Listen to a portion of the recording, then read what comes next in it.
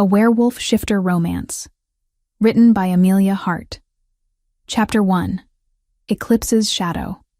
The midwife's hands trembled as she pulled the second infant from her dying mother's body. Blood soaked the straw beneath them, too much blood for anyone to survive. The small cottage in Shadowfen Pack territory reeked of death and magic, the air thick with power that only manifested during the rarest of celestial events. Outside, the moon had swallowed the sun whole. Darkness claimed the afternoon sky, turning day into an unnatural night.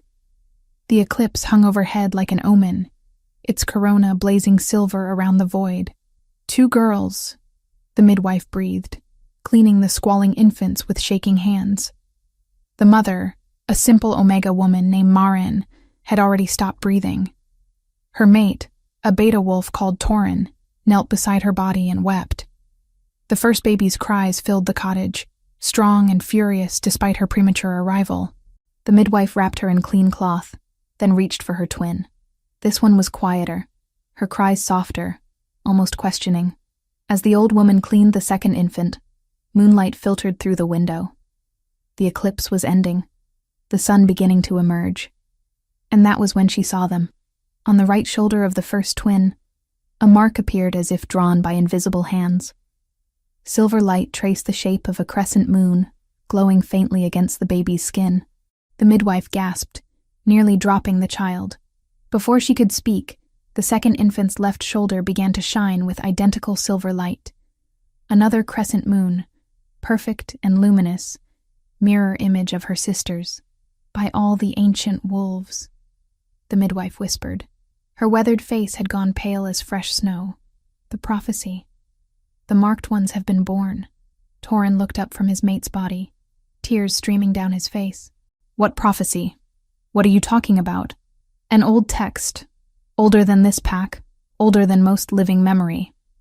It speaks of twins born under Eclipse's shadow, bearing the moon's mark upon their flesh. They are destined to... The door exploded inward. Torin barely had time to shift before the first rogue was upon him. His wolf, brown and lean, snarled and met the attacker with flashing teeth. But there were too many. 6 rogues poured into the cottage, their eyes wild, their sense wrong with madness and bloodlust. The midwife clutched both infants to her chest and ran for the back door. Behind her, Torin fought with desperate fury, buying precious seconds with his life. She heard his death cry as she fled into the chaos outside. Shadowfen Pack was burning. Rogues had swept through the territory like a plague, killing without mercy or reason. Screams echoed through the village. Fire consumed cottages. The metallic stench of blood hung heavy in the air, mixing with smoke and the acrid smell of fear. The midwife was old, her legs weak, her breath coming in gasps. She would not make it far. The babies wailed in her arms, their cries drawing attention she could not afford. A rogue spotted her, his lips pulling back to reveal bloodied fangs. She stumbled, fell, curled her body around the infants to protect them with her own flesh. This was how she would die. At least she could save the marked ones, even if only for a few moments longer. But the killing blow never came. Instead, rough hands grabbed the babies from her arms. The midwife looked up to see men, human men, their clothes marking them as traveling merchants. Slavers. They moved through the destruction with practiced efficiency, gathering valuables, taking the young and healthy who survived. No, the midwife gasped. Please, those babies. They are special. They must be protected. One of the men kicked her in the ribs. Shut up, old woman. Babies fetch good coin, especially healthy ones. They separated the twins immediately, one slaver taking the quieter infant toward his wagon, while another carried her screaming sister in the opposite direction. The midwife watched helplessly as the marked ones were torn apart, their cries fading into the chaos of Shadowfen's destruction. She died there in the blood-soaked dirt, her last thoughts prayers that someone, somehow, would recognize the marks for what they were. 300 miles away, in the royal castle of Valcrest, Prince Calix woke screaming. Fire erupted across his chest, burning so intensely he was certain his flesh was melting. He clawed at his nightshirt, tearing it away, desperate to stop the pain. His younger brother Finian stumbled into the room, drawn by the screams, only to double over with his own cry of agony. "What is happening?" Calix gasped, his voice raw. He was 9 years old, already training to be a warrior, already learning to hide weakness. But this pain was beyond anything he had ever experienced. Their nursemaid rushed in, followed quickly by guards.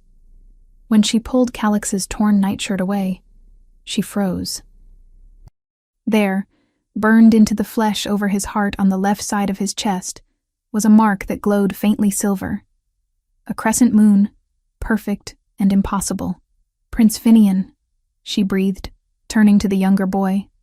"Show me your chest." Finian, only 7 years old, lifted his nightshirt with trembling hands. An identical mark sat on the right side of his chest, mirror image of his brother's. The nursemaid's face had gone white. "Fetch the Alpha King." Now. Alpha King Hadrian arrived within minutes, still dressed in the formal robes he had worn to council. His wife had died 2 years prior from a winter sickness, leaving him to raise his sons alone. He was a hard man, forged by loss and responsibility, but seeing his children marked by unknown magic made his hands shake. "Father, what is this?" Calix demanded, his young voice trying for authority despite the fear in his eyes. "Why do we burn?" Hadrian knelt between his sons, examining the marks carefully.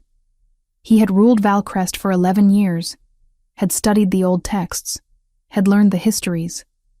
These marks were familiar from ancient prophecies he had read, but never believed would manifest in his lifetime. "You have been marked by fate," Hadrian said quietly. "Somewhere in this kingdom, at this very moment, 2 souls were born who are destined to be your mates.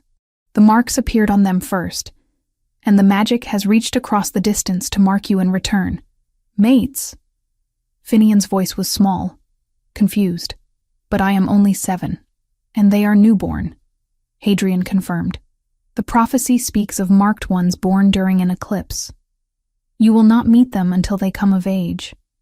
But from this moment forward, your fates are bound to theirs." Calix touched the mark on his chest.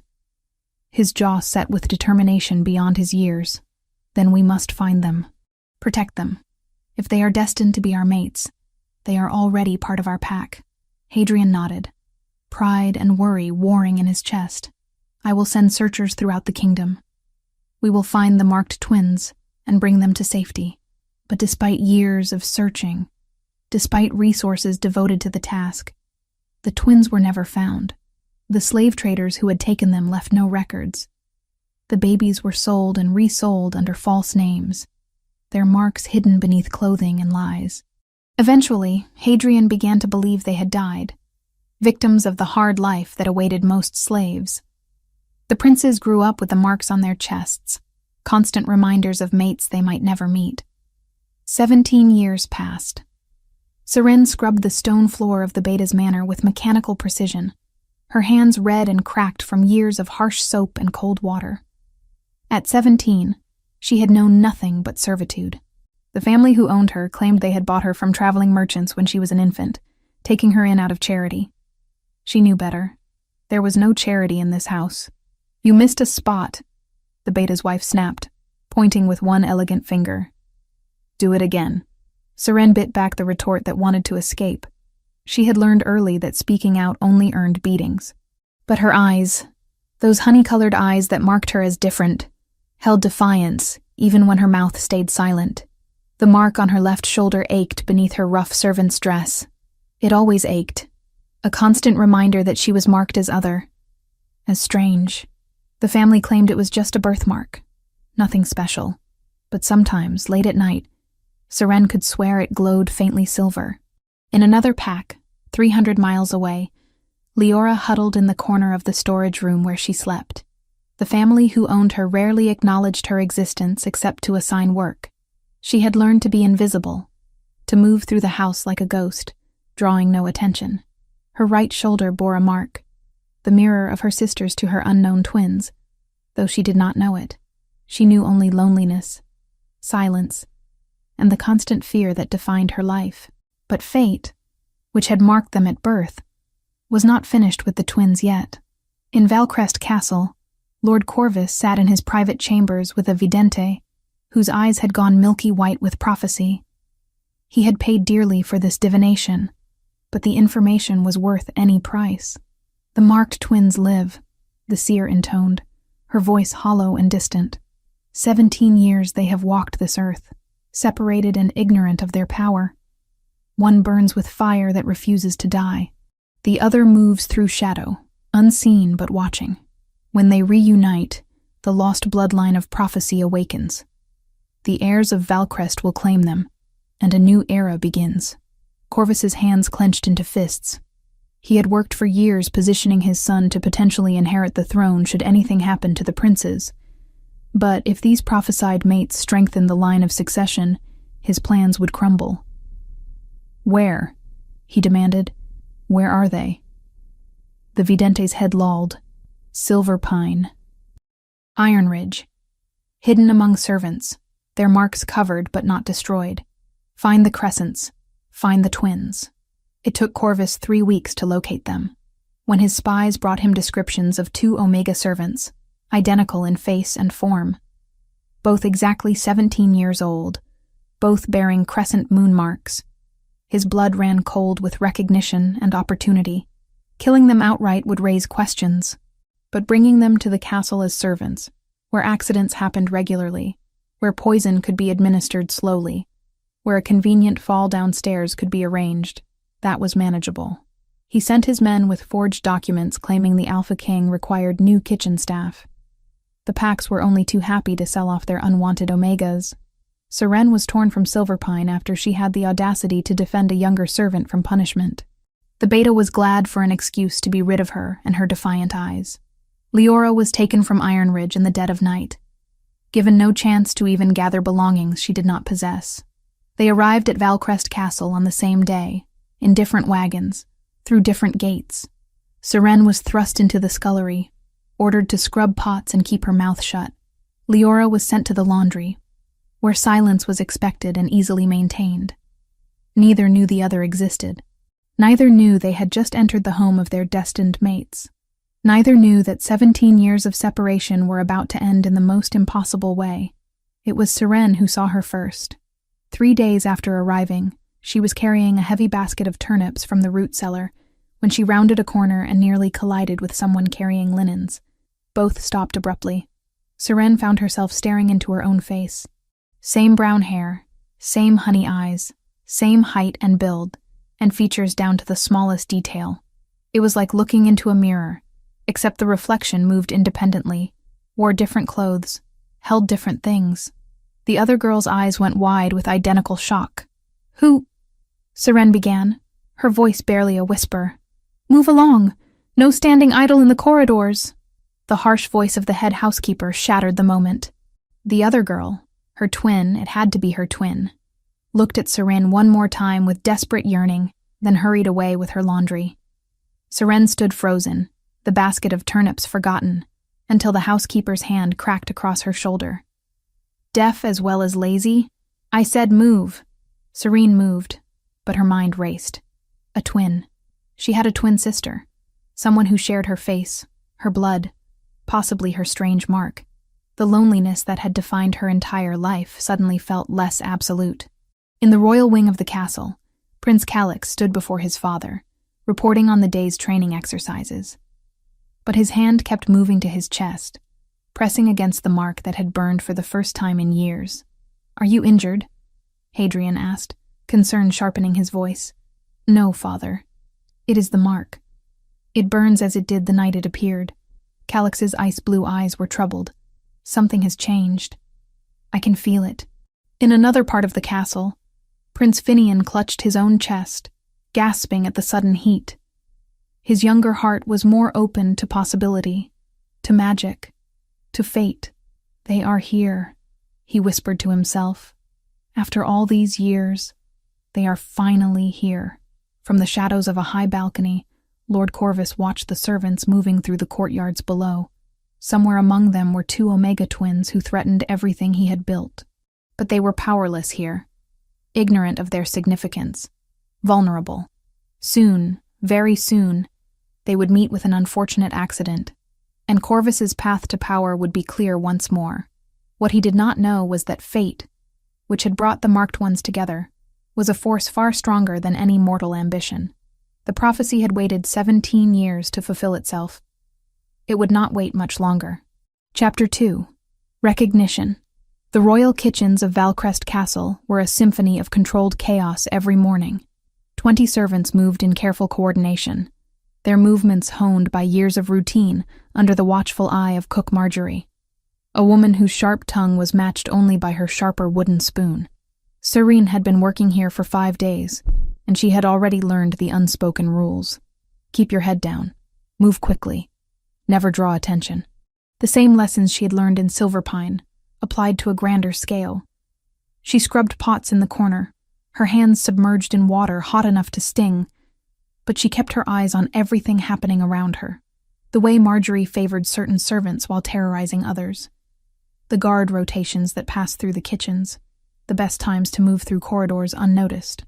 Information was survival, even here in the castle that was supposed to be safer than anywhere she had lived before. All kitchen staff, attention! The head steward's voice cut through the noise like a blade. Everyone stopped working immediately, arranging themselves in neat lines. Prince Calix is conducting a security inspection of the western wing. The corridor passes through the storage area behind the kitchens. We need servants to ensure the passage is clear and presentable for his inspection. Seren saw the other servants exchange nervous glances. She had heard whispers about the western wing. It had been closed for renovations. Loose stones, unstable beams, sections of ceiling that could collapse without warning. It was dangerous work, and everyone knew it. You three. The steward pointed at random servants without looking too closely. Come with me now. One was a girl who could not have been more than 14, her thin arms already scarred from kitchen burns. Another was an elderly man whose limp was obvious even when he tried to hide it. The third was a woman who had been coughing for days, her face pale and drawn.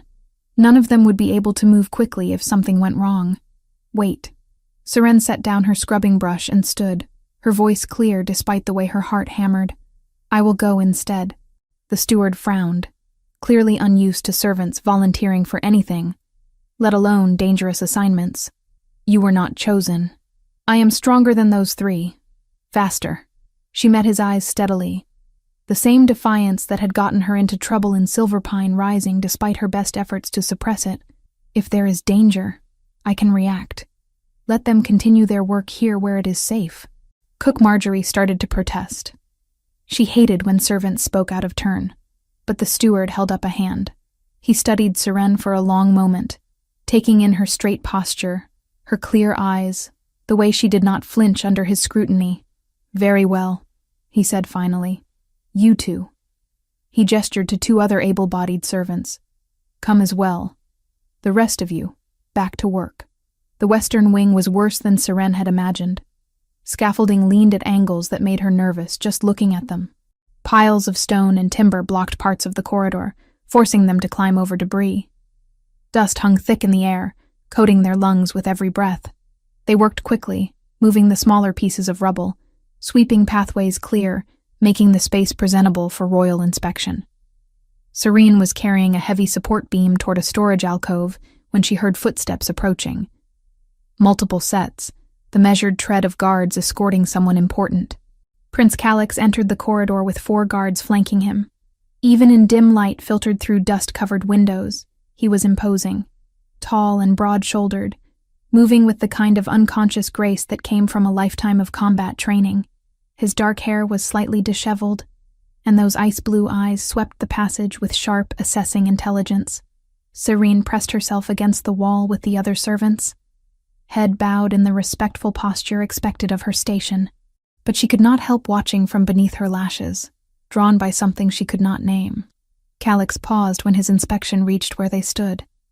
His gaze moved over each servant in turn, then stopped on Seren. She felt the weight of his attention settle over her skin, raising goosebumps despite the heat of exertion. You, he said, his voice neither particularly kind nor cruel. Look at me. Seren raised her head slowly, meeting those ice-blue eyes. Something flickered across his face too quickly to identify. Surprise? Recognition? Impossible. They had never met. What are you doing here? His tone was level, simply requesting information. Clearing the passage for your inspection, Your Highness. You volunteered for this task? Yes, Your Highness. Why? The question surprised her.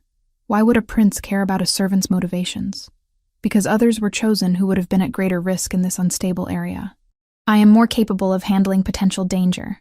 Calix's eyes narrowed slightly, studying her with new intensity. You assess your own capabilities highly. I observe what others miss, Your Highness. I see clearly. For a long moment, he said nothing. Then he turned to the steward who had accompanied the inspection. This one is wasted scrubbing pots. Reassign her to the royal chamber's staff. The steward blinked, clearly surprised.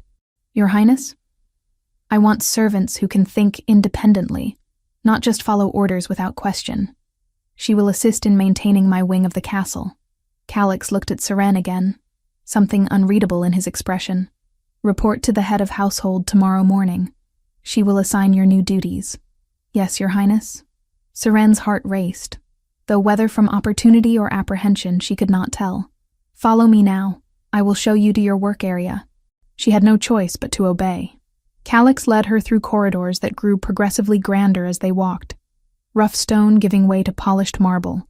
Simple torches replaced by elegant oil lamps and bronze fixtures. Guards stood at attention as they passed. Other servants scattered out of the prince's path, like birds before a storm. They reached a hallway lined with doors bearing the royal crest worked in gold. Calix stopped and turned to face her. His guards remained at the corridor entrance, giving them a moment of relative privacy. What is your name? He asked. Seren, Your Highness. Seren. He said it slowly, as if testing how the syllables felt. His hand moved unconsciously to his chest, pressing against something beneath his tunic. You do not carry yourself as most servants do. How should I carry myself, Your Highness? Most would not meet my eyes as you do. Most would not speak so directly. Would you prefer I cower and lie? The words escaped before Seren could stop them. She tensed, bracing for punishment. Instead, something that might have been amusement crossed Calix's face. No, I would not prefer that. He gestured toward her. Your sleeve. Push it up. Your left arm. Serene's blood went cold. No one ever asked about the mark. It was just a birthmark. Meaningless. Strange, but harmless. But the way he said it, the intensity burning in his gaze, suggested he knew something she did not. Slowly, she pushed up her left sleeve and adjusted the neckline of her rough dress to fully reveal her shoulder. The crescent moon mark sat there, silvery against her skin. Calix stared at it for what felt like an eternity. Then, without warning, he reached out and touched it. Lightning. That was the only word for what happened. Pure electricity arced between them, so intense that Seren cried out. Her knees buckled, and Calix caught her arm instinctively, but the additional contact only amplified the sensation. Every nerve ending in her body sang with energy. She could feel his heartbeat as if it were her own, thundering and erratic. She could sense his shock mirroring her own, his confusion matching hers beat for beat. Calix released her abruptly and stepped back. His hand shook slightly before he clenched it into a fist. They stared at each other, both breathing hard, both trying to process what had just happened. What was that? Seren gasped, her shoulder still tingling where his fingers had touched. I do not know, but there was something in his eyes that suggested he was lying, or at least not telling the complete truth. He turned away, presenting his back to her in clear dismissal. Report tomorrow morning as instructed. Tell no one about what just occurred. Is that understood? Yes, Your Highness. Go. Seren left quickly, not quite running but moving as fast as dignity allowed. Her mind raced the entire walk back to the servants' quarters. That connection, that impossible surge of power when their skin touched. It was not natural. It was not normal. It meant something, but what? She needed to find that girl, the one with her face. She needed answers. That same evening, Prince Finian walked through the castle gardens as twilight settled over Valcrest. He often came here when his thoughts grew too tangled. when the pressure of living in his brother's shadow became suffocating. Calix was everything a future king should be. Strong, decisive, confident. Finian was the spare, the younger brother who would always be compared and found wanting. The night air cooled his heated thoughts. He walked familiar paths without needing much light, his enhanced shifter vision picking out every detail. His feet carried him toward the secluded bench near the fountain where he often sat alone to think. Someone was already there. A girl sat on the ground, with her back against the stone bench, arms wrapped around her knees. She was so still, she might have been carved from the same stone, except for the faint trembling of her shoulders that even she could not quite suppress. Finian approached quietly, not wanting to startle her. "Are you all right?" She flinched violently anyway, her head snapping up. Even in growing darkness, Finian could see her features clearly with his shifter sight. She looked exactly like someone Calix had mentioned at dinner. The servant he had reassigned to the royal wing, the one who had impressed him with her courage and sharp tongue. But this could not be the same girl. The resemblance was perfect. But everything else was different. "Your Highness." Her voice was barely more than a whisper. She scrambled to stand, but her legs seemed unsteady beneath her. "Please, do not run." Finian kept his voice soft, gentle. "I simply want to ensure you are well." "I am fine, Your Highness. I should not be here.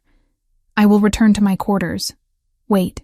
He moved closer carefully, and she went very still, like prey freezing before a predator. "Have we met before?" "You look familiar." "No, Your Highness. I only arrived at the castle recently. I work in the laundry." The laundry. Not the royal chambers.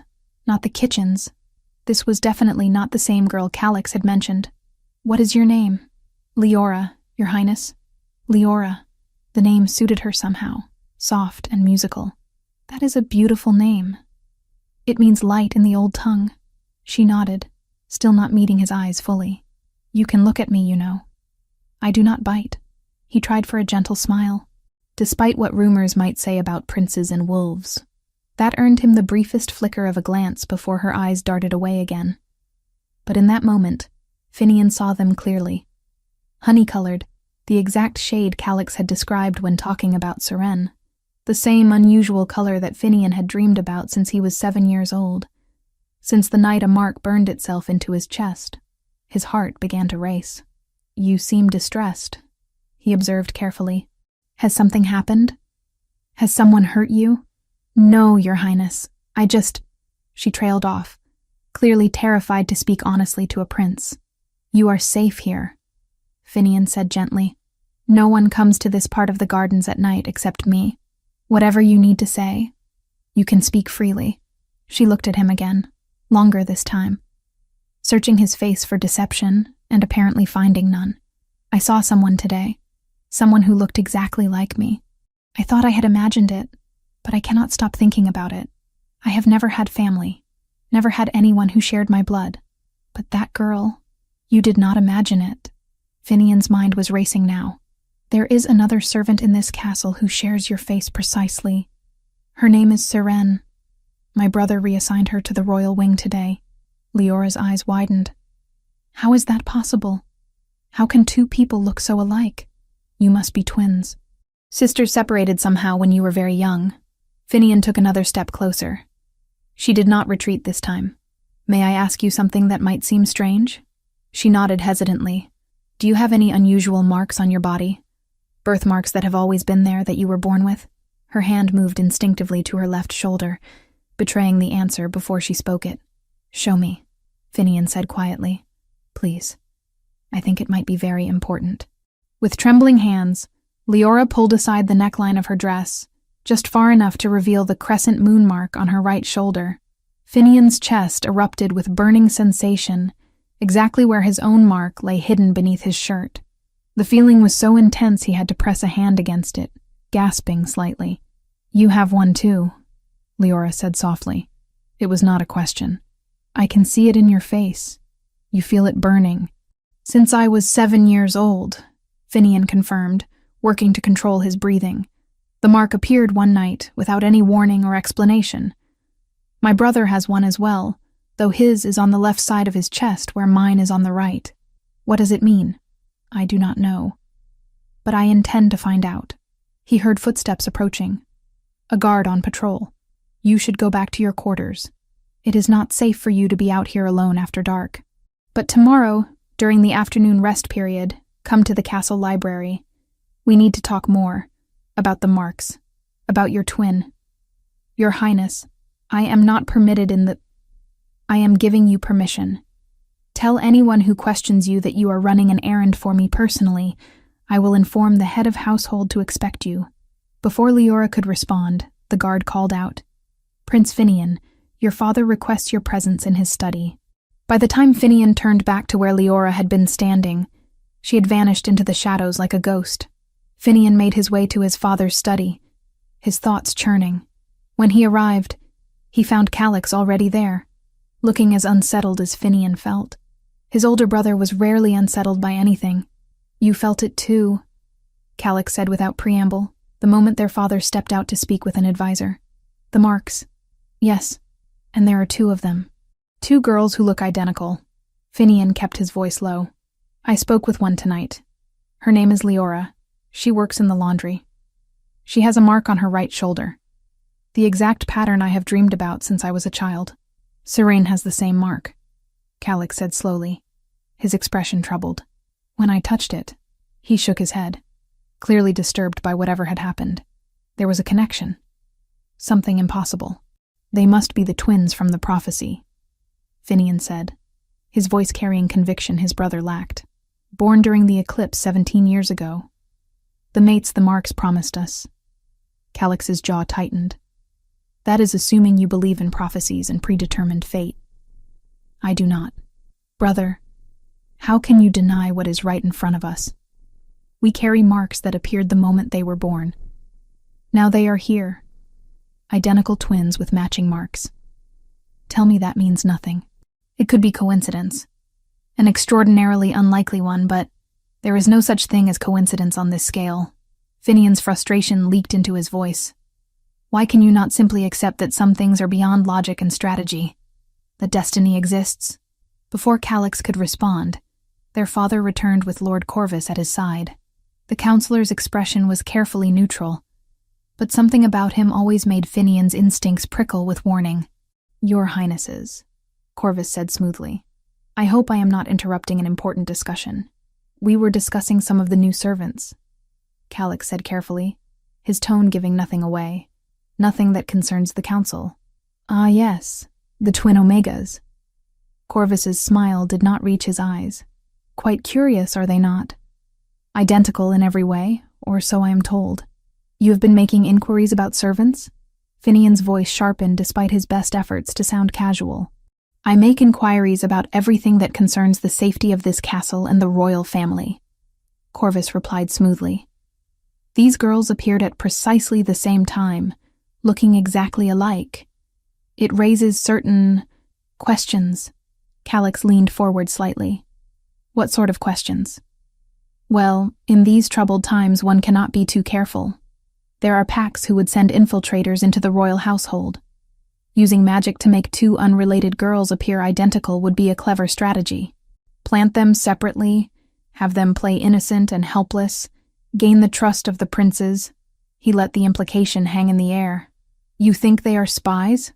Finian's hands clenched into fists below the table where no one could see. I merely suggest that investigation would be prudent, Your Highness, for the safety of the crown. Question them separately. See if their stories align. If they are genuine, they have nothing to fear from honest inquiry. Calix nodded slowly, his strategic mind already working through the scenario. You may be right. We should verify their backgrounds and intentions. Finian, have both girls brought for formal questioning tomorrow. Separately. We will determine if they pose any threat. Brother, Finian began, but Calix cut him off. This is not a matter for debate.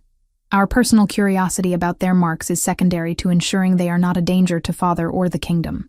They are 17-year-old girls with no pack, no resources, no power. Finian protested.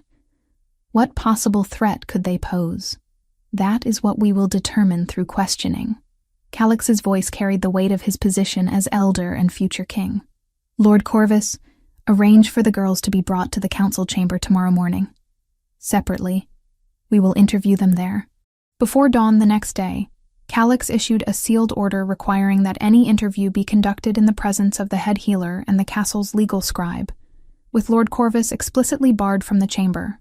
Guards were instructed to remain outside, and questions were limited to establishing identity and safety risks. No threats, no raised voices, trauma-aware procedure, as befit witnesses and potential victims. Corvus bowed, triumph gleaming in his eyes, though he kept his expression respectful. As you command, Your Highness. I will see to it personally. As Corvus left, Finian turned on his brother. You are letting him manipulate you. Those girls are not spies. You know it as well as I do. I know nothing yet, Calix said coldly, and neither do you. Until we verify their identities and intentions, we treat them as potential threats. That is what a responsible leader does. They are not threats. They are terrified girls who have clearly suffered. Enough, Calix stood, ending the discussion through sheer force of presence. The decision is made. Prepare yourself for tomorrow's questioning. Finian left the study, frustration and worry warring in his chest. He had seen the terror in Leora's eyes, the way she flinched at sudden movements. She was no spy. She was a victim of something, and now Calix was about to make her situation worse. In a shadowed corridor overlooking the servants' quarters, Lord Corvus watched with satisfaction as guards moved into position. Tomorrow the girls would be interrogated, their composure shaken, their vulnerabilities exposed. And then, when the time was right, they would meet with a convenient accident. His path to power was still secure. The prophecy would not be fulfilled. His son would inherit the throne. All he had to do was eliminate 2 Omega girls before anyone realized how important they truly were. Chapter 3. Moon's Dance. The announcement came 3 days after the interrogations.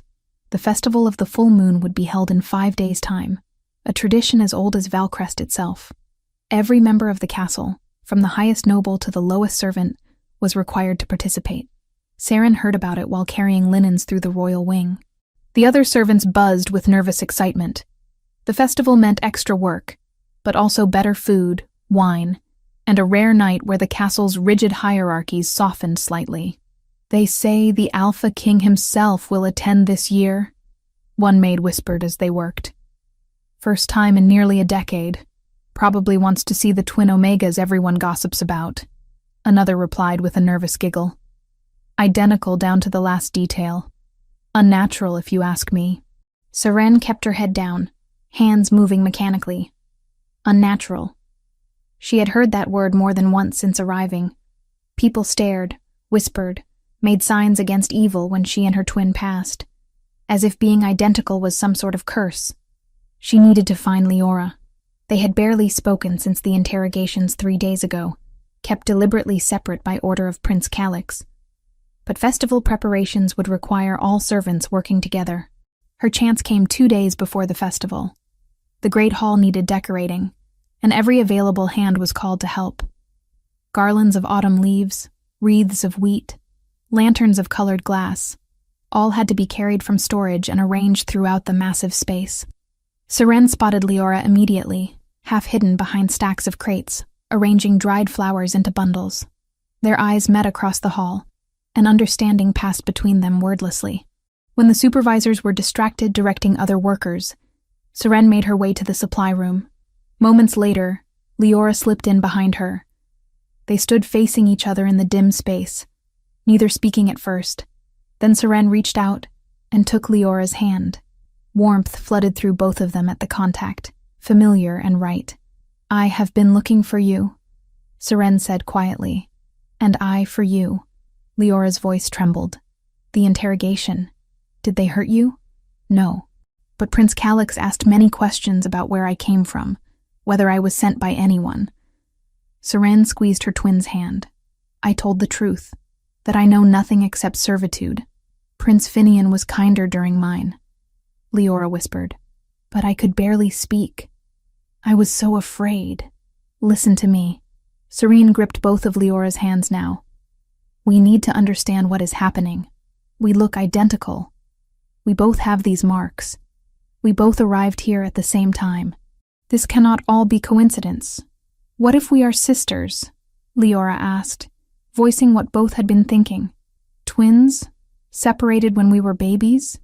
Then someone separated us deliberately, and someone brought us both here, to this castle, at the same moment. Serene's mind worked through the puzzle. The princes have marks too. They reacted when they saw ours. There is a connection we do not understand yet. What do? We find answers. Quietly. The castle has records, birth documents, old texts. If there is information about us, about these marks, we need to find it ourselves. Before they could say more, voices approached. They sprang apart, both grabbing decorations to carry out. As they passed each other in the doorway, Serene whispered, "The night of the festival, there will be chaos. We search then." Leora nodded almost imperceptibly. The evening of the festival arrived with unseasonable warmth. The great hall had been transformed into something from a dream. Hundreds of candles and oil lamps created a golden glow. Tables groaned under platters of roasted venison, fresh bread, autumn fruits, and casks of wine and ale.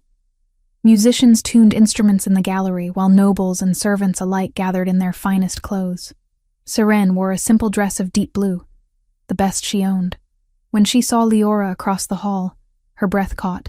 Her twin wore an identical dress in the same shade. They had not planned it, had not even spoken about what to wear, yet somehow they had chosen the same color, as if drawn by the same instinct. Alpha King Hadrian entered last, and silence fell over the hall. He looked older than Serene had imagined. Hair streaked with silver, face lined with years of burden, but power radiated from every line of his body. Authority that needed no words. He took his place at the high table, flanked by his sons. Prince Calix looked uncomfortable in formal attire, his jaw tight with what might have been tension. His ice-blue eyes scanned the crowd restlessly until they found Serene. She felt the weight of that gaze, the way it made her heart race despite her best efforts to remain composed. Prince Finian seemed more at ease, but his attention kept drifting to where Leora stood, half hidden behind a pillar, as if he could not help but seek her out, even in the crowded room.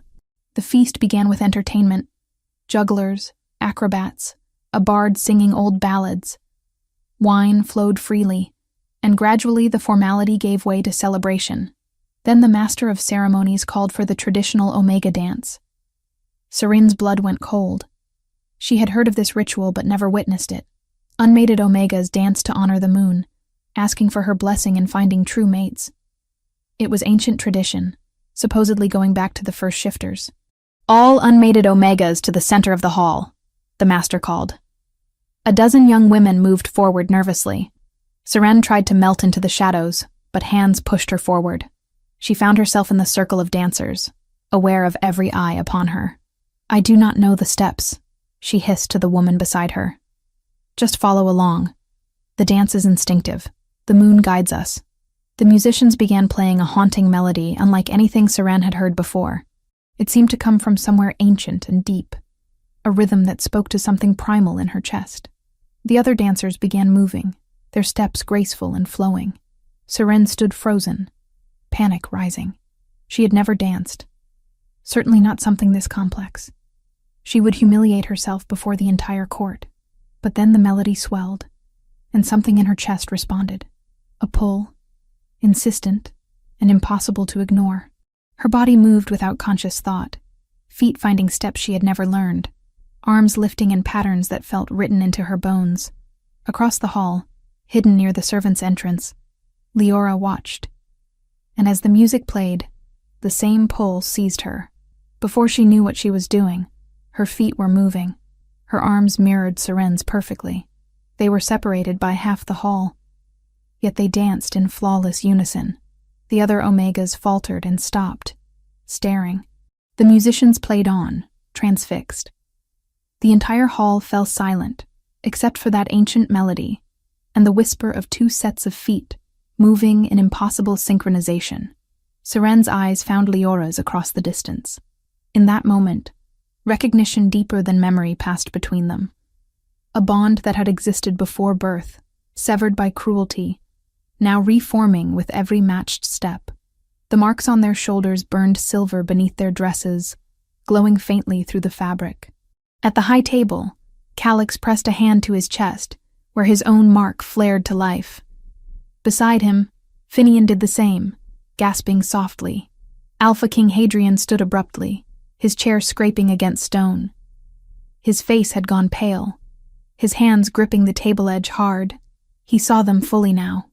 2 girls dancing a ritual his own mate had performed before their bonding, and the marks, glowing silver, visible even from this distance.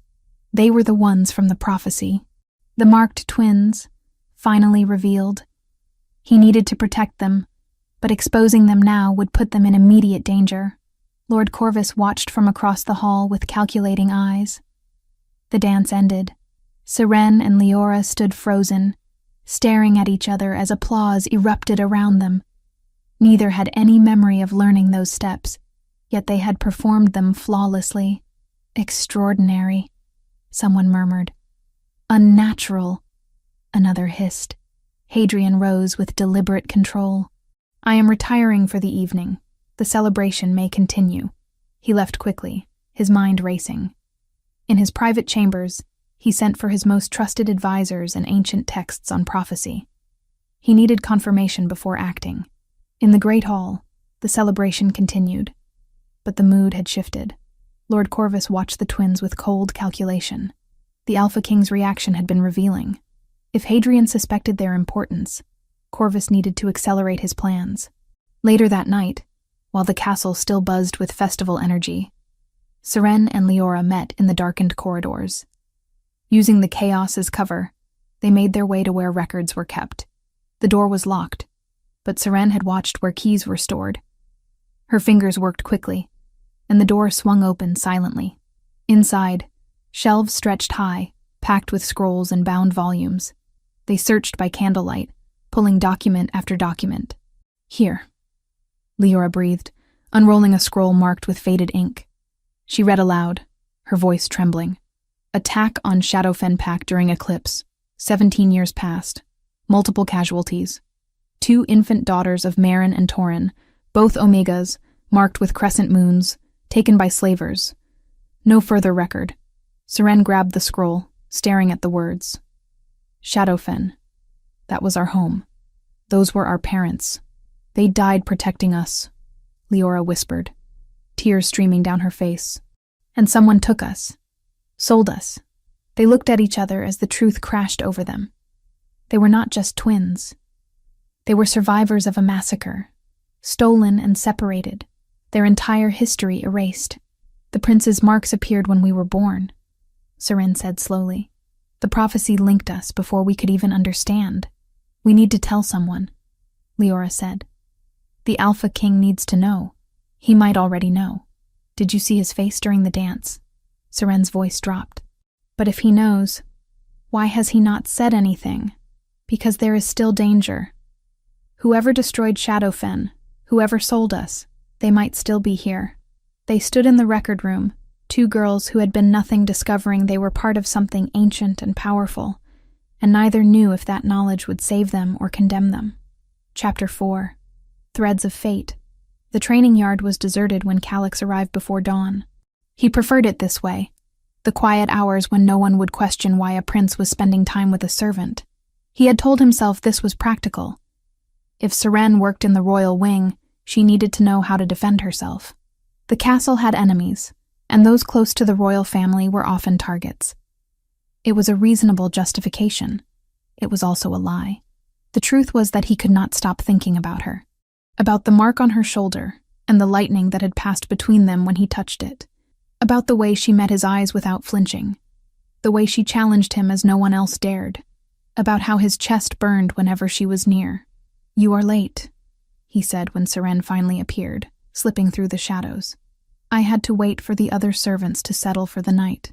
She approached cautiously, eyeing the practice weapons he had laid out. "You truly intend to teach me?" "I do. Can you handle a blade? I have scrubbed kitchen knives for years. Does that count?" The corner of his mouth twitched, almost a smile. "Not exactly. We will start with basics: stance, balance, awareness. He moved behind her, adjusting her posture with careful hands that still managed to make her skin prickle with awareness. Plant your feet wider. You are too narrow. Anyone could knock you over. Seren adjusted, but the proximity of his body made concentration difficult. Like this? Better. His breath was warm against her ear. Now, if someone grabs you from behind, what do? Scream for help? What if there is no help coming? She thought for a moment. Kick backward. Aim for the knee. Good instinct. But you need more. He demonstrated, his hands on her shoulders, not gripping hard, just showing position. Drop your weight suddenly. Twist at the waist. Use the attacker's momentum against them. They practiced the movement several times. Each time, Calix's hands on her became more distracting. Each time, Seren found it harder to concentrate on the lesson and easier to focus on his scent, his warmth, the controlled power in his body. Again, he commanded. This time I will actually hold you. Try to break free. His arms circled her from behind, firm but not painful. Serene's heart hammered. She tried the technique, dropping her weight and twisting, but Calix was ready, adjusting his grip to compensate. Too predictable, he said against her hair. Try something I will not expect. Seren stopped thinking and acted on instinct. She stomped on his foot, elbowed back hard, then twisted in a direction he had not anticipated. For a moment, she was free. Then he caught her wrist, spinning her to face him. They were chest to chest now, both breathing hard.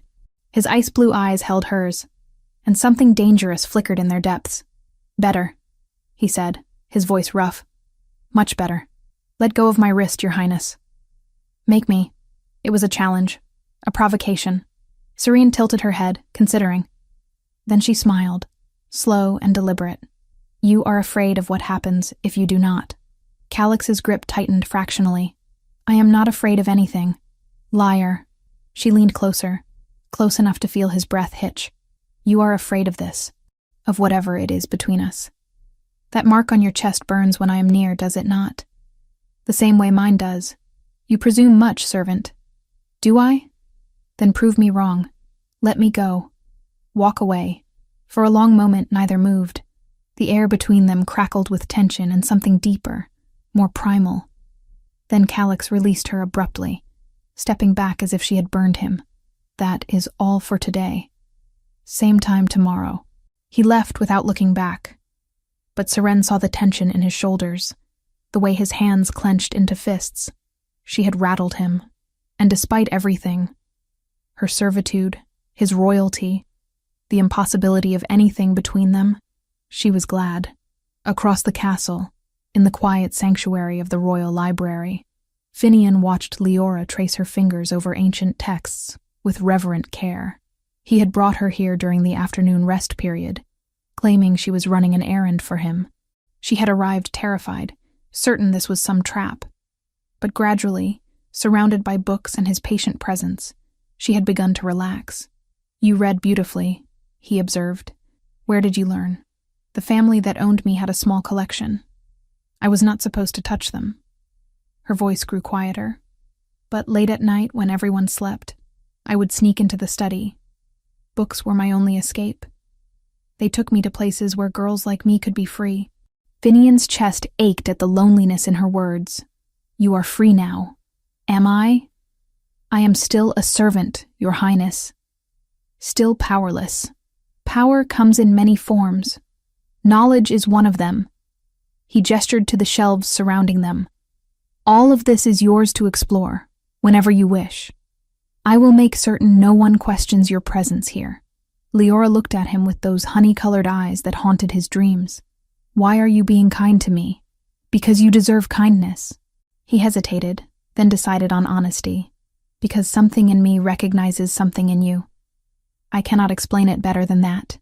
The marks. Yes, but more than the marks. He moved closer carefully.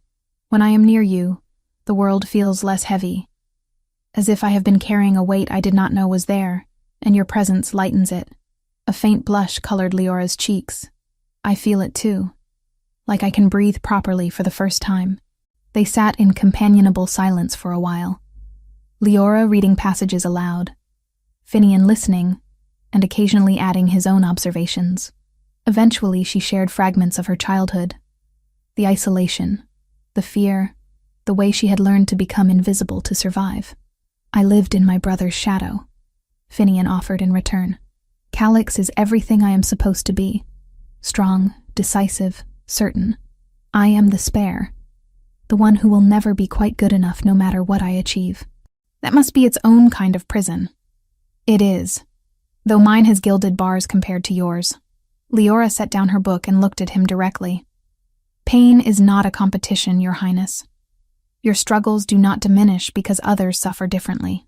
The wisdom in her words, coming from someone who had endured so much, made something crack open in Finian's chest. Before he could think better of it, he reached out and tucked a strand of hair behind her ear. His fingers brushed the edge of her mark, and both gasped at the contact. I am sorry, he said quickly, pulling back. I should not have. It did not hurt. Leora's hand came up to touch the spot where his fingers had been. It felt warm. Right. For the first time since arriving at the castle, Leora laughed. Not a bitter sound or a fearful one, but genuine, clear joy. Only you would call a birthmark beautiful. It is not just a birthmark. It is proof of something larger than us. He looked at her seriously. Of destiny, perhaps. In the storage room they had begun using for secret meetings, Seren found Leora waiting. The moment they were close, both felt it. A surge of awareness that made their skin tingle and their senses sharpen dramatically. Do you feel that? Seren whispered. Every time we are together, it grows stronger. Leora gripped her twin's hands. Earlier today I could smell every shifter in the library. All of them at once. Their individual scents. I have never been able to do that before. I tracked a guard's movements through 3 corridors by scent alone, Seren said, her eyes bright. I knew exactly where he was, what direction he faced, even his emotional state. Our wolves are waking up, Leora. Being together is making us stronger. They experimented cautiously, holding hands and focusing. The sensation intensified. Both could suddenly feel dozens of shifters throughout the castle, their locations and emotions creating a map in their minds. This is incredible, Leora breathed. If we can do this, we need to understand why, and I think our answers are in those records we found. Seren's expression turned determined. We know we came from Shadow Fenpak. We know we were sold, but there has to be more. That night, they returned to the record room. Using the heightened senses their combined presence provided, they searched more thoroughly. It was Seren who found the additional entry, tucked in a volume of royal prophecies. Listen to this, she read aloud. Twins marked by Eclipse's shadow shall find mates marked in mirror. When reunited, their power shall be fourfold. But beware, those who fear change will seek to destroy what destiny has joined. They looked at each other, the implications settling over them. The princes, Leora said slowly. They are our destined mates. That is what the marks mean. And someone here fears that. Seren's jaw set. Someone who brought us here not to fulfill prophecy but to kill us before it could happen. Meanwhile, Lord Corvus sat in the council chamber with other advisors, his expression grave. The twin Omegas continue to exert inappropriate influence over the princes. Prince Calix trains with one privately. Prince Finian spends hours alone with the other in the library. This cannot continue. What do you propose? Another counselor asked. Banishment. Remove them from the castle entirely. Send them to distant packs where they can do no harm. On what grounds? A third counselor challenged. They have committed no crime. They disrupt the natural order. They distract the heirs from their duties. Is that not grounds enough? The council debated, but ultimately brought the matter before Alpha King Hadrian. Corvus made his case eloquently, painting the twins as dangerous distractions who threatened the stability of the royal household. Hadrian listened in silence, his expression unreadable. When Corvus finished, the Alpha King spoke with cold finality. No, the Omegas stay. Your Majesty, surely you see the danger. I see clearly, Lord Corvus. Perhaps more clearly than you realize. Hadrian's eyes were hard. The matter is closed. The girls remain under my protection. It was the first time Hadrian had openly contradicted his counsel on such a matter. Murmurs of surprise and concern rippled through the chamber. Corvus's face remained carefully neutral, but fury burned in his eyes. After the council dismissed, Corvus returned to his chambers and sent for his most trusted operative. The Alpha King protects them openly now. We cannot wait any longer. Prepare your men. Tomorrow night, the twins die. Make it look like an accident. A fire in the servants' quarters, perhaps. But ensure they do not survive. And the princes? They will mourn and move on. Without the Omegas to fulfill the prophecy, my path remains clear. What Corvus did not know was that the twins' heightened senses, amplified by their proximity, had detected his malice. They did not know the details of his plan yet, but they knew danger was coming. And for the first time in their lives, they were not helpless victims waiting for fate to crush them. They were marked by destiny, and destiny had teeth. Chapter 5. Blood and Truth. The summons came at midnight. A guard whose face was grim delivered the message personally to each of them. Prince Calix, Prince Finian, you are to report to the Alpha King's private chambers immediately. Bring the servants Seren and Leora with you. Calix exchanged a glance with his brother across the corridor. Their father never summoned anyone at this hour unless the matter was urgent, and including 2 Omega servants in a royal meeting was unprecedented. Within minutes, all 4 stood before a heavy oak door, carved with ancient symbols. The guard knocked once, then stepped aside. The door opened, revealing not the study they expected, but a circular chamber carved from black stone. Candles floated impossibly in midair, their flames casting dancing shadows across walls etched with glowing runes. A protection circle, Finian breathed. Father, what is happening? Alpha King Hadrian stood at the center, looking older than either of his sons had ever seen him. Deep lines bracketed his mouth, and his silver-streaked hair seemed to have gained more gray in recent weeks. But his eyes, when they lifted to meet the twins, held something that made Serene's breath catch: recognition, certainty, and profound relief. Enter, Hadrian commanded, his voice rough with emotion. What I am about to tell you cannot leave this room. The magic here ensures no one can hear or scry what happens within these walls. They entered cautiously. Seren felt the magic settle over her skin like cool mist. Beside her, Leora trembled. Hadrian gestured for them to sit, but no one moved. The tension was too thick. You wonder why I summoned you here at midnight, Hadrian began. Why these 2 servants stand beside my sons in a magically protected chamber. He turned fully to face Seren and Leora. The answer is both miraculous and tragic. His voice strengthened. You are the twins from the prophecy. Born during the eclipse 17 years ago in Shadowfen Pack, your parents were simple Omegas, Marin and Torin, good wolves who died protecting their village from rogues. When you were born, these marks appeared. He gestured to their shoulders. Crescent moons, glowing silver in the darkness. Seren's knees weakened. Leora's hand found hers. At the exact moment of your birth, Hadrian continued, these marks burned themselves into existence on my sons' chests. They were children, 9 and 7 years old, screaming in pain as prophecy fulfilled itself. He looked at Calix and Finian. You have carried those marks ever since, waiting for your destined mates. Destined mates? Calix's voice was sharp with skepticism. You are saying fate predetermined who we would bond with before we could even speak? The prophecy is ancient and clear. Twins marked by eclipse shall find mates marked in mirror. When united, their power becomes fourfold. Hadrian's expression was grave. I have spent 17 years searching for these girls. After my sons were marked, I sent searchers throughout the kingdom. But you had already vanished. How? Seren demanded, finding her voice. If you were searching, how did you not find us? Hadrian's face contorted with frustration and regret. The slavers who took you from Shadowfen's ruins kept no records. You were sold and resold multiple times under false names. Your marks were likely covered, hidden deliberately. I searched for years, visiting packs, questioning merchants, following every whisper of rumor. Eventually, his voice broke. Eventually, I believed you had died. that the prophecy would never be fulfilled. Until we arrived here, Leora whispered. Until you danced at the festival. I saw the marks glowing through your dresses. I saw you move in perfect synchronization, performing rituals you could never have learned. I knew.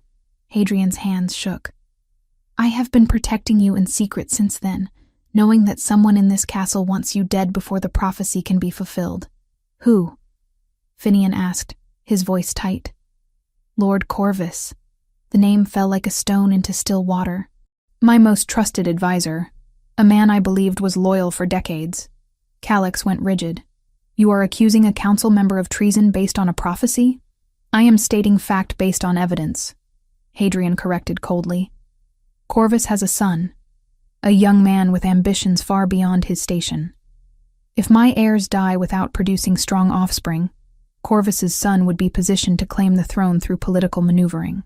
But if you bond with your prophesied mates, if the marked ones unite as foretold, the power that union creates will make the throne unassailable for generations.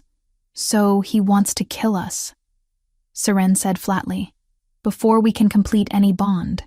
Yes, and he will act soon.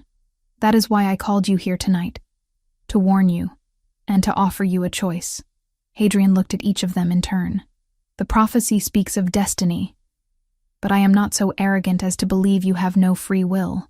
You can choose to reject the mate bonds. You can choose to walk away. But if you stay, if you allow this connection to form, you will be targets for as long as Corvus draws breath. The revelation hung in the air like smoke. Then chaos erupted. This is madness, Calix snapped. You expect us to accept that our entire futures were predetermined before we were born? That we have no say in who we bond with? No one is forcing anything, Finian argued, turning on his brother. But denying what is right in front of us is willful blindness. Brother, you felt it when you touched her mark. I felt it with Leora. That is not normal. That is not coincidence. It could be magic, manipulation. It is destiny, Hadrian interrupted firmly. Whether you accept it or not. Seren's fury finally boiled over. Do not speak of us as if we are not here. We are not prizes to be claimed or rejected based on what some ancient prophecy dictates. She whirled on Calix. You want to reject fate? Fine. But do not pretend this is about free will. You are afraid. Afraid that accepting the bond means admitting something is stronger than your precious control. Before Calix could respond, the protection circle flickered. Hadrian's head snapped up. Someone is breaching the wards. Someone with significant power. The door exploded inward. Mercenaries poured through. 8, 10, 12 of them, armed with silver blades and crossbows. Their eyes held the glazed look of wolves given something to suppress their natural submission instinct. Behind them, Lord Corvus's voice echoed. Kill the twin Omegas! The princes are secondary targets. Make it quick. Calix shifted instantly, his massive black wolf tearing into the first 3 attackers with brutal efficiency. Finian grabbed both twins, shoving them behind Hadrian as he too shifted. The Alpha King's transformation was terrifying. A wolf larger than his sons, fur streaked silver and black, radiating dominance that should have made the mercenaries flee. But these were not normal soldiers. They attacked without fear. Protect the girls! Hadrian's telepathic voice boomed through the minds of his sons. Seren grabbed a fallen blade. When a mercenary lunged for Leora, Seren threw herself between them. The blade slashed across her arm, drawing blood. She stabbed upward instinctively, catching the man in the shoulder. Leora was frozen, her lifelong fear paralyzing her completely. Another attacker circled around Finian's wolf.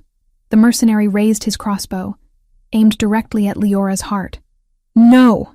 Finian's wolf leaped, taking the bolt meant for Leora in his flank.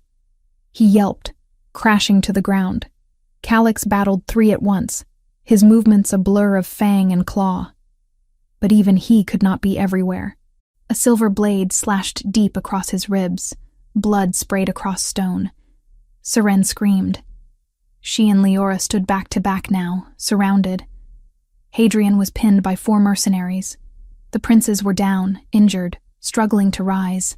Together, Leora gasped, reaching for Seren's hand. Their fingers locked. and something inside both of them exploded. Power surged through their joined hands, racing up their arms, flooding their chests where the crescent marks burned white-hot. The shift that took them was nothing like what other shifters described. This was ecstasy, completion, coming home. Two wolves stood where the girls had been.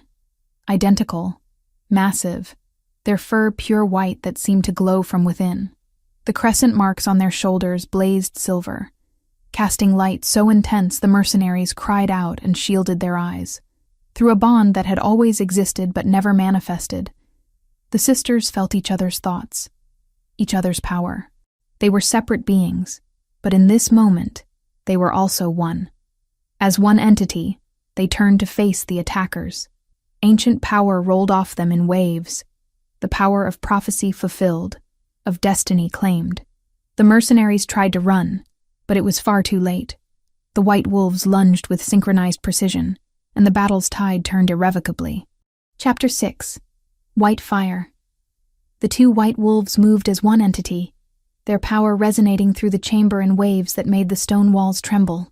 Their crescent marks blazed like twin stars, and where their light touched the mercenaries, the men screamed and fell back, unable to withstand the ancient magic radiating from the marked ones. Seren's wolf was fury incarnate, aggressive, precise, lethal. She tore through attackers with savage efficiency, her teeth finding throats with instinctual knowledge she had never possessed before. Every movement was calculated to protect, to defend, to eliminate threats to her pack. Leora's wolf was shadow-made flesh, swift, unpredictable, deadly in her silence. She moved between enemies like water, striking from angles they never saw coming. The girl who had spent her life learning to be invisible had become a predator who used that skill to devastating effect. Together, they were unstoppable. The mercenaries who had seemed so formidable moments ago crumbled against ancestral power awakened. Within minutes, the attackers lay dead or dying. The sisters stood panting, their white fur stained red, their eyes glowing silver in the candlelight.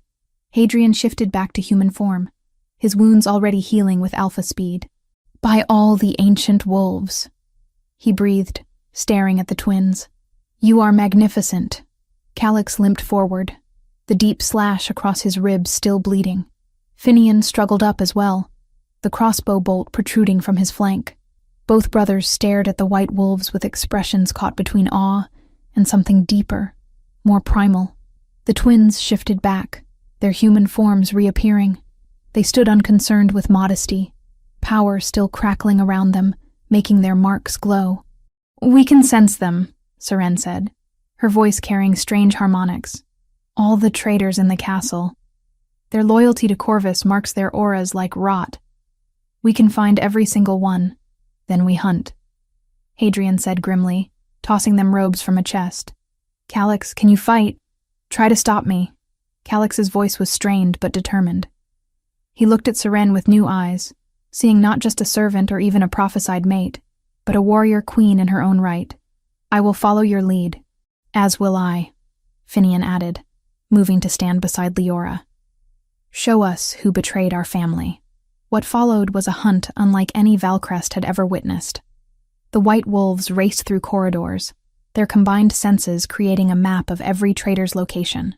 Guards loyal to Hadrian followed, capturing conspirators who found themselves unable to lie when confronted by the twins' penetrating gazes. "You met with Lord Corvus 4 times last month," Seren said to a minor noble, her eyes boring into his. "You accepted gold to poison the wine cellars when given the signal." The man tried to deny it, but his aura flared with sickly green deception. The words died in his throat, replaced by confession that spilled out against his will. By dawn, 37 conspirators were in custody.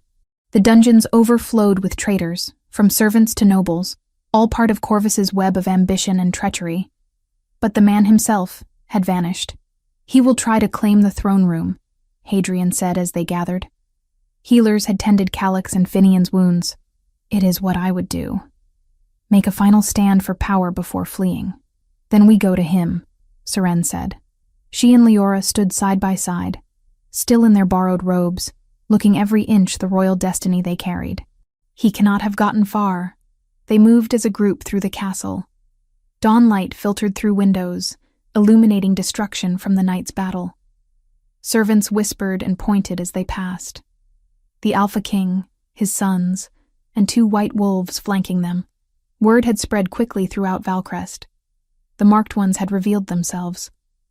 The throne room doors stood open. Inside, Lord Corvus waited.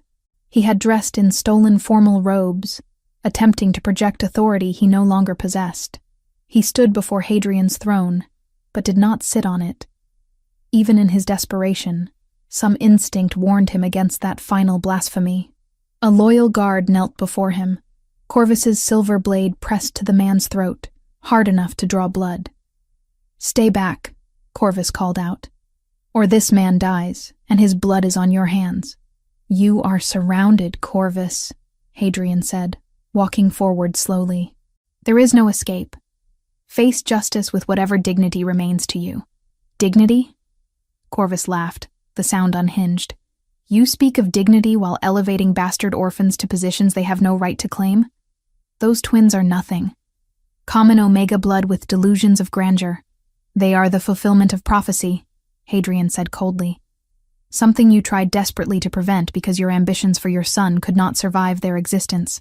"My son deserves the throne more than your whelps. He is strong, intelligent, bred for power." "Your son is in custody as we speak," Hadrian interrupted.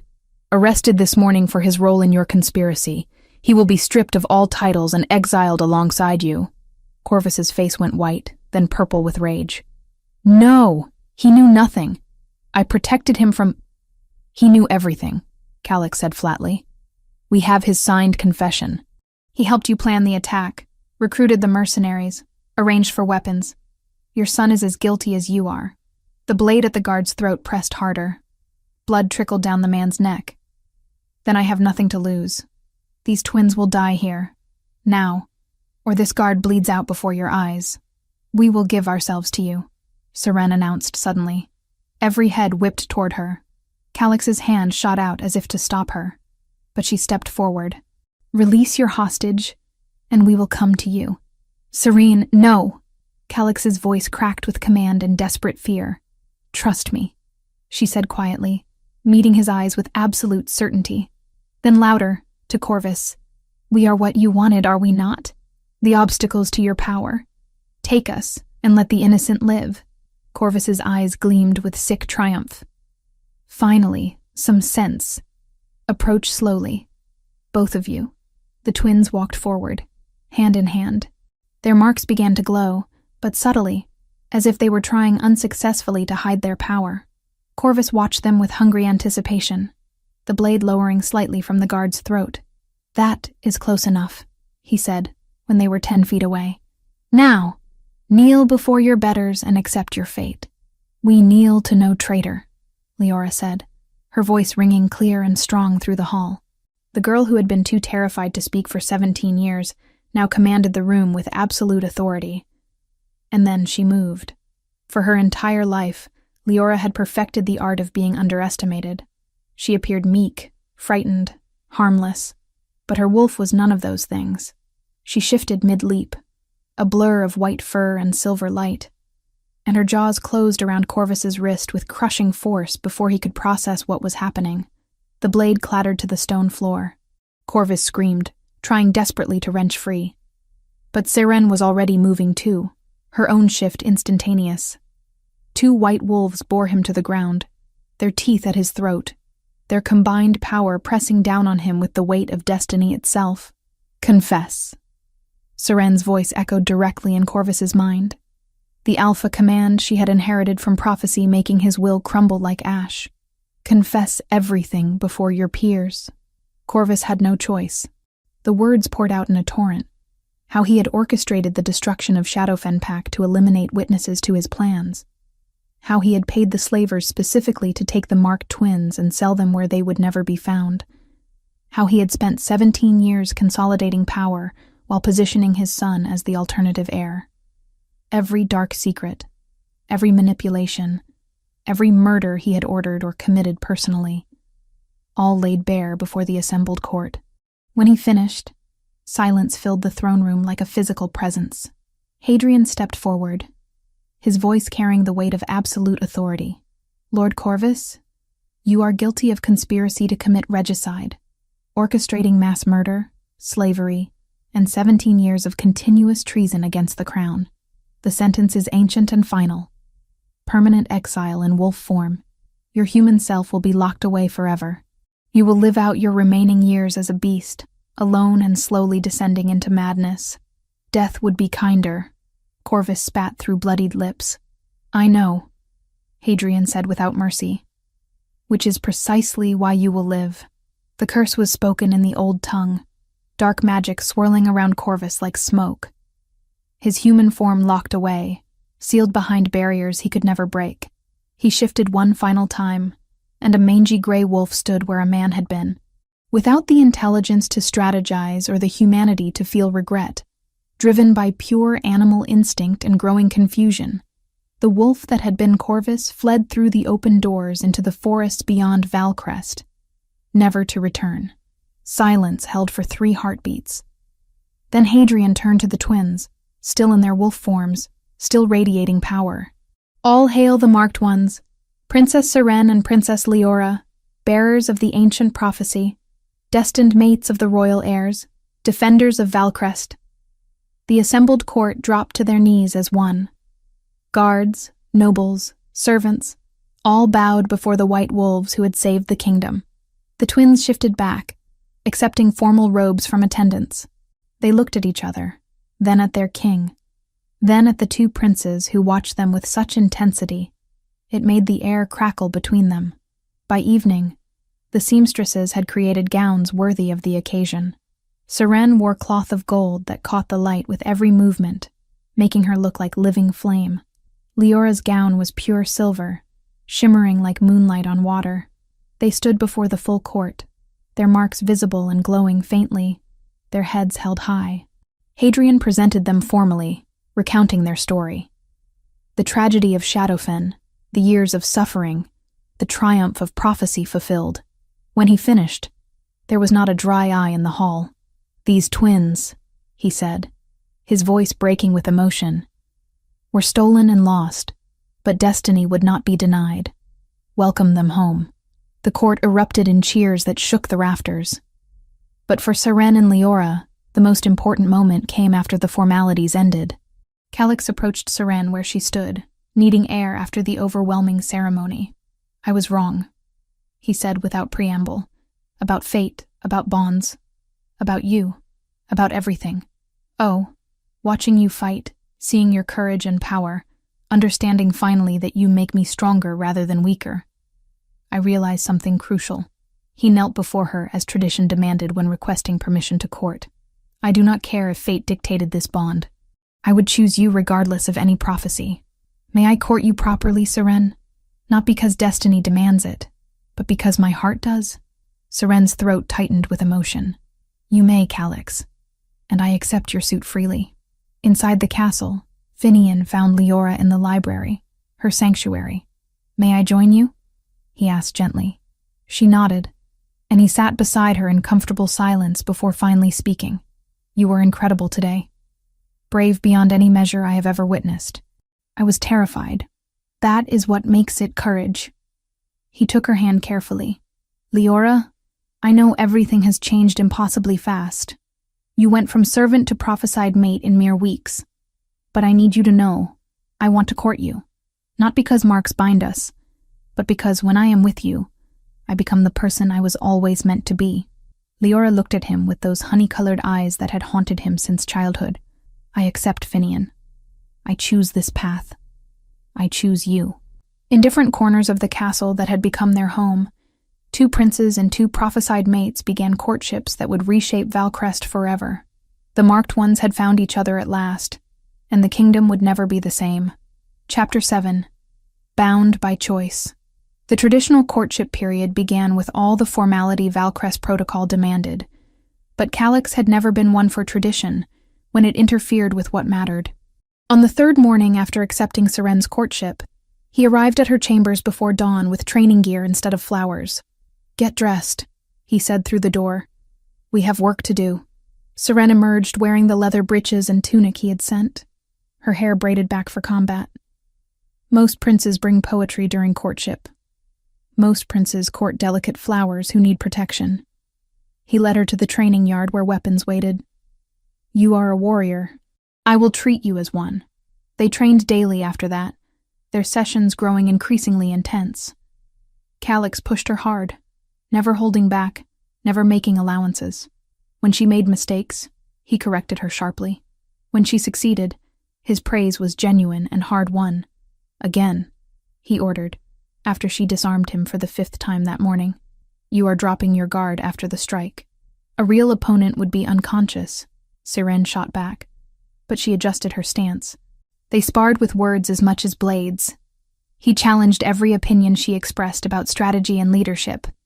She gave as good as she got, questioning his approaches and offering alternatives that sometimes proved superior to his own plans. You are insufferable, she told him one afternoon after a particularly heated debate. You are stubborn, he countered. Good. You need someone who will not simply agree with everything you say. Calix smiled then, rare and genuine. I know. That is precisely why I want you. The diplomatic crisis came 6 weeks into their courtship. 2 packs on Valcrest's northern border had been feuding over hunting grounds for generations. The conflict had recently escalated to bloodshed, threatening to drag neighboring territories into war. Hadrian decided to send his children to mediate, testing their readiness to lead. Siren will lead the negotiations, he announced to the council's surprise. Calix will provide security and support. It was the first time anyone had placed Siren in command over the future Alpha King. Calix nodded without hesitation. As you command, Father. My mate's diplomatic skills exceed my own. They traveled north with a small guard. The feuding alphas were both stubborn males who initially refused to even look at Siren when she tried to speak. I negotiate with princes, not females who have been servants for barely 3 months, one growled. Calix's response was immediate and cold. You will address my mate with respect, or you will answer to me personally. She leads these negotiations. Accept that, or leave and face Valcrest's consequences. The Alpha backed down, and negotiations began. Siren spent 3 days listening to grievances from both sides, mapping territories, reviewing historical agreements. Where others saw irreconcilable differences, she found common ground. The disputed hunting lands could be shared on seasonal rotation. Neither pack would lose face, and both would gain access to resources they currently fought over. By the 4th day, both alphas had agreed to her terms. A treaty was signed, preventing a war that would have devastated the region. That night, as they prepared to return home, Calix found Siren standing alone under the stars. You were magnificent, he said quietly. The way you commanded that room, the way you saw solutions no one else could find. You did not just prevent a war. You created a framework that could resolve conflicts across the kingdom. I only did what made sense. No. He turned her to face him, his hands on her shoulders. You did what makes you an extraordinary leader. Watching you work, I realized something crucial. His ice-blue eyes burned with intensity. You make me better, Siren. Your vision complements my strength. Your diplomacy balances my aggression. You complete me. Calix, I love you, he said, voice rough with emotion. Not because marks say I should, but because you are exactly who I need, who I want. She pulled him down and kissed him, pouring 17 years of loneliness into that connection. Calix responded with equal fervor, his arms wrapping around her as if he would never let go. Complete the bond with me, he said when they broke apart. Be my mate, my Luna, my partner in all things. Here? Now? Under the stars, as tradition demands. They shifted together, their wolves racing through the forest to a clearing where moonlight fell unobstructed. There, surrounded by ancient trees and sacred silence, they completed the claiming ritual. It was primal and perfect, the mate bond snapping into place with such force that both gasped. When they shifted back to human form, the mark on Calix's chest glowed in perfect synchronization with Serene's shoulder. Mine, he murmured against her skin. Ours, she corrected, and felt his smile. Meanwhile, Finian courted Leora with gentleness that gradually dismantled every defense she had built. He took her beyond the castle walls for the first time in her life. They rode horses to meadows she had never known existed, climbed hills to see views that stole her breath, visited villages where children played freely. "I never knew the world could be so beautiful," Leora whispered, watching sunset paint the sky. "It always was. You just were never allowed to see it." Slowly, Leora began to understand what Finian had been trying to show her. She was not weak. She had survived 17 years of cruelty through strength most wolves could not fathom. Her quietness was not cowardice but wisdom. Her caution was survival skill honed to perfection. "You are the strongest person I know," Finian told her one evening. The turning point came during a ritual hunt. It was tradition for courting couples to hunt together in wolf form. They ranged through forests, moving in perfect synchronization. They were tracking deer when they stumbled upon a wounded boar. The creature, maddened by pain, charged. Finian dodged, but his paw caught on a root. He went down, and the boar's tusks drove toward his exposed throat. Leora did not think. She acted. Her white wolf slammed into the boar from the side, jaws closing on its neck with killing precision. The beast thrashed, but she held firm until it stopped moving. When they shifted back, Finian stared at her in awe. "You saved my life. You would have done the same for me." "Yes, but you have spent your whole life being told you were helpless. Yet when it mattered, you did not hesitate." He took her face in his hands. "Leora, you are not broken. You never were." For the first time since childhood, Leora believed it. She kissed him then, tentative at first, then with growing confidence. "I choose you," she said clearly. "I choose this bond. I choose us." They completed their claiming at the sacred spring, where legends said the first Luna had been blessed. The water reflected moonlight as they joined, and when the bond settled into place, both felt rightness resonate through their souls. Back at the castle, 4 marks began to glow simultaneously. The connection between all 4 intensified, forming a perfect circle of power that pulsed with ancient magic. Hadrian assembled the court days later. "The mate bonds are complete. The marked ones have fulfilled the prophecy." He looked at his children with joy and pride. "I am abdicating, not from weakness, but from wisdom. Valcrest will be ruled by King Calix and Queen Seren in matters of war and strategy, and by King Finian and Queen Leora in matters of law and diplomacy. 4 rulers, balanced and unified. The coronation happened under a full moon. Seren and Leora, who had been slaves, now wore crowns. The prophecy had not stolen their choices. It had given them the opportunity to transform fate into love. Chapter 8. Legacy of Light. 3 years had passed since the coronation that changed Valcrest forever. The castle that had once been a prison for 2 Omega slaves now stood as a beacon of hope for wolves across the kingdom. Queen Seren stood in the council chamber, reviewing the latest reforms with deliberate care. Her cloth of gold gown caught the morning light, but it was her eyes, those honey-colored eyes that had once belonged to a servant, that commanded absolute attention. "The Omega Protection Act will be enacted across all packs under Valcrest's jurisdiction," she announced, her voice carrying the authority she had earned through blood and prophecy. "No Omega can be sold, traded, or held against their will. Those found violating this law will face immediate trial and punishment." The council members nodded their agreement. None dared challenge her anymore. They had learned that Queen Seren did not simply rule, she transformed. Every law she proposed came from lived experience, from 17 years of understanding exactly what needed to change. "Furthermore," she continued, "we are establishing safe houses in every major pack. Omegas fleeing abuse will have sanctuary there, no questions asked." Lord Barrett, an older counselor who had survived Corvus's purge, spoke carefully. "Your Majesty, these reforms are unprecedented. Some traditionalist packs may resist.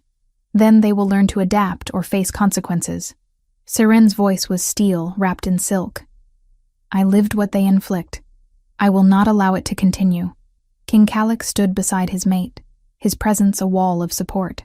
The Queen speaks with my full authority. These laws are not suggestions. In another wing of the castle, Queen Leora worked in what had become known as the Shadow Chamber, her network of information gatherers who reported directly to her. The girl who had once been invisible now commanded the most sophisticated intelligence operation Valcrest had ever seen. "Report," she said softly to the agent before her. "The last of Corvus's sympathizers have been identified and removed from positions of power, Your Majesty. The kingdom is secure." Leora nodded, reviewing documents with the same careful attention she had once given to stolen books in the dead of night. "And the border situation with Iron Peak?" "Stable. Your treaty with them holds strong." King Finian entered, carrying their daughter.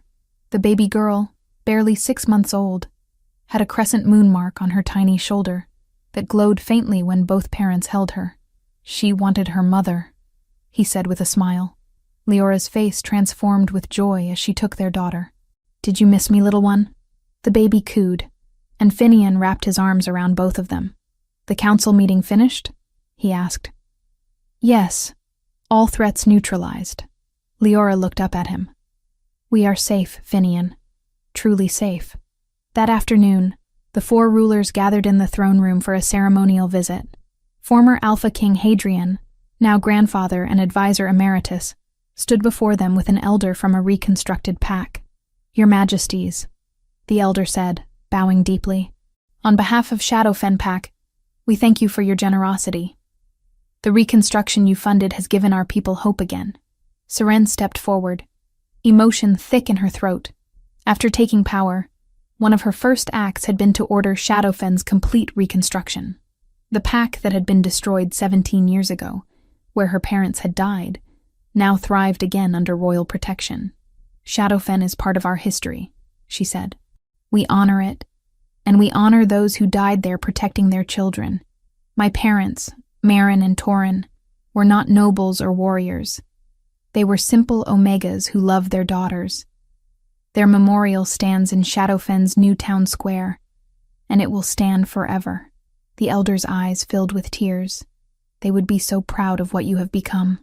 After the elder left, Hadrian approached his children. All 4 of them, for that was how he thought of the twins now. "I have news. The former Alpha of Silverpine Pack has been stripped of his title for enabling the abuse of servants, specifically you, Seren. His beta, who you said treated you with relative kindness, has been given an honorable position in the new pack structure." Seren nodded, satisfaction clear on her face. "And Ironridge?" "The family that held Leora is permanently banished from the kingdom. They will never harm another soul under our protection." Leora exhaled, a weight she had carried for years finally lifting. "It is done then. Justice has been served."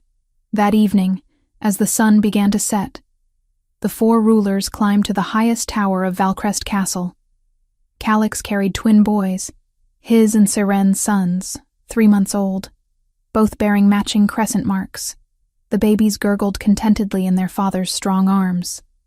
From this height, they could see the entire kingdom spread before them. Forests stretched to distant mountains. Villages dotted the landscape, their evening fires beginning to glow. Peace, hard-won and carefully maintained, blanketed everything they could see. "I never imagined this," Seren said quietly, leaning against Calix. "When I was scrubbing floors in Silverpine, when I thought I was nothing and would always be nothing, I never imagined I could be standing here. You were always destined for this," Calix murmured, kissing her temple. "The Marks knew, even when we did not." "The Marks brought us together," Seren corrected gently, "but we chose to stay. That is what matters." Leora held her daughter close, Finian's arm around both of them. "Sometimes I wonder what would have happened if we had never come to this castle, if we had lived out our lives in those terrible places." "You survived," Finian said firmly. "You would have found a way to survive anything, but I am grateful every day that fate brought you here, brought us together." "The prophecy spoke of power," Leora observed. "But the real power was learning we deserved love, that we were never the nothing they tried to make us believe we were." Hadrian joined them on the tower, his silver hair catching the dying sunlight. He looked at his grandchildren, 3 babies bearing the marks that would shape their futures, and smiled. They will grow up differently than you did, loved from the start, protected, free to choose their own paths. That is what we fight for, Seren said, so that no child, Omega or otherwise, ever has to suffer as we did. Calix looked at his brother, and something passed between them. Understanding, respect, partnership. Their relationship had never been stronger. Calix no longer needed to be the perfect heir, and Finian no longer lived in his shadow. They ruled together, balanced and unified. Do you ever regret it? Calix asked Seren suddenly. Accepting the mate bond? Accepting this life? Seren turned to face him fully, her hand coming up to touch the mark on his chest that glowed in perfect synchronization with her own. Never. The journey was painful, but it led me exactly where I needed to be. It led me to you. The darkest paths, Leora added softly, sometimes lead to the brightest lights. The sun continued its descent, painting the sky in shades of gold and crimson. 4 rulers stood together, their children in their arms, their kingdom at peace below them. They were not related by blood. The twins had been born to simple Omegas, the princes to a powerful Alpha King, but destiny had bound them together in ways deeper than family. The prophecy had brought them together through marks of silver and moonlight, but it was choice. Their choice, made freely and with full hearts, that kept them united. Seren and Leora, who had been slaves, now wore crowns. Calix and Finian, who had been princes, had found queens worthy of their devotion, and Valcrest, which had allowed such cruelty to exist in its shadows, had been transformed by 4 souls brave enough to believe they deserved better. The marked ones had fulfilled their destiny, but more importantly, they had claimed their own story and written an ending that no prophecy could have predicted. One of love freely given, power responsibly wielded, and hope that would echo through generations. As night fell over the kingdom, the marks on all 7 bodies glowed softly in the darkness, a reminder that some bonds transcend explanation. Some connections are simply meant to be, and sometimes the greatest magic is not in accepting fate, but in choosing to embrace it. The prophecy was complete. The marked ones had found each other, and Valcrest would never be the same. The end.